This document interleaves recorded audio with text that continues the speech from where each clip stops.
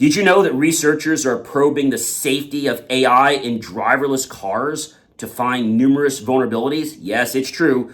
Recent research at the University of Buffalo has uncovered potential vulnerabilities in AI systems used in self-driving cars, highlighting how malicious actors could exploit these weaknesses.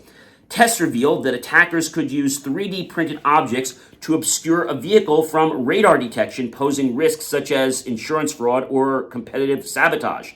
Although current autonomous vehicles are not deemed unsafe, the research underscores the need for enhanced security measures as self-driving technology advances, and researchers are calling for more robust defenses against these vulnerabilities to ensure the safety and reliability of future autonomous vehicles.